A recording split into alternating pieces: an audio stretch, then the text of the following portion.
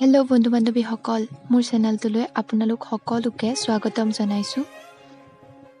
এইটো মোৰ first blog হয়। মই আগতে কোনো ব্লগ দিয়া নাই। মোৰ চেনেল এটা আছে, তাতে মই কেতিয়াবা নাচি ভাল পাওঁ, নাচ আপলোড কৰোঁ আৰু কেতিয়াবা কবিতা আবৃত্তি কৰি ভাল পাওঁ আৰু মই কবিতা আবৃত্তি তাতে আপলোড কৰোঁ। আপোনালোকে সেইসমূহ চাব আৰু প্লিজ লাইক কমেণ্ট কৰিব, লগতে মোৰ চেনেলটো ছাবস্ক্ৰাইব কৰি দিব আৰু কাষতে থকা বেল আইকনটো প্ৰেছ কৰি দিব, যাতে মোৰ আহিবলগীয়া নতুন ভিডিঅ'বিলাকৰ ন'টিফিকেশ্যন আপোনালোকে পাই থাকে। আৰু আজি মোৰ ফাৰ্ষ্ট ব্লগটো আৰম্ভ কৰিব লৈছোঁ। আহকচোন চাওঁ মোৰ ফাৰ্ষ্ট ব্লগটোতনো কি কি আছে। এতিয়া বানপানীৰ সময়, পানীটো ক্ৰমে বাঢ়ি আহিছে আৰু আমাৰ পিছফাল পালেহি আৰু এতিয়া পথাৰ চথাৰ চব ডুবি গ'ল। আহকচোন আমি চাওঁ। চাৰিওফালে পানী হৈ আছে, পথাৰসমূহ ডুবি আছে। আমাৰ পিছফালে অলপমান ধান আছিলে, তো ধানো ডুবিলে, ধাননি পথাৰ ডুবি আছে মানে। আৰু এইখন দেখিছে, এখন নাও, সকলোৰে ঘৰত নাও এখন আছেই আমাৰ এইফালে, কাৰণ বানপানী হয়। বানপানীৰ সময়ততো নাওখন লাগিবই, নাওৱে লগৰী।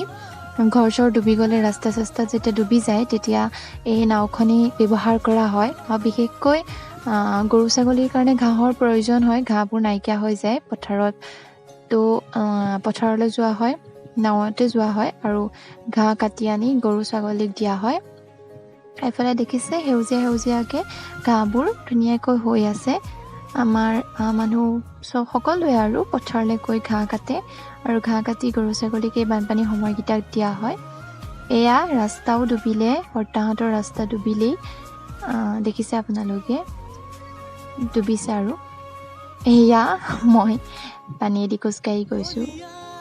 আপোনালোকক দেখাম এতিয়া আমাৰ স্কুলখন, LP স্কুলখন, য'ত আমি প্ৰথম আমাৰ শিক্ষা জীৱনৰ পাতনি মেলিছিলোঁ। এইটো মোৰ বৰ্তাৰ ল'ৰা। আপোনালোকে দেখিছে পানী গৈ আছোঁ। এইখন আমাৰ LP স্কুল, আমি ইয়াতে পঢ়িছিলোঁ। আমাৰ ঘৰৰ ওচৰতে, ইয়াতো পানী হৈছে, ফিল্ডত গোটেই পানী। এয়া দেখিছে পানী, লাহে লাহে যেতিয়া পানীটো বাঢ়িব, তেতিয়া স্কুল ডুবে, বহুত পানী হৈ যায় স্কুলত।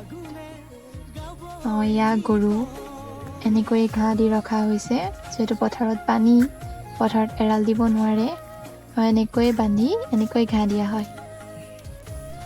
এয়া আমাৰ ৰাস্তা, যেতিয়া পানী বহুত বেছি হৈ যায়, তেতিয়া ৰাস্তাৰ ওপৰতো পানী হৈ যায়।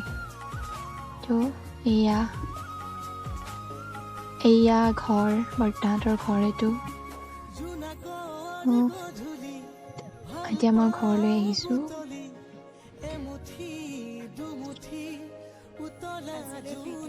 আজিলৈ ভিডিঅ'টো ইমানেই, আৰু দীঘল কৰিলে ব্লগটো বহুত বেছি দীঘল হৈ যাব, গতিকে মই ইয়াতে সামৰিছোঁ। যদি আপোনালোকে চাই ভাল পালে, তেতিয়াহ'লে লাইক কমেণ্ট কৰিব, লগতে মোৰ চেনেলটো ছাবস্ক্ৰাইব কৰিব। Bye bye.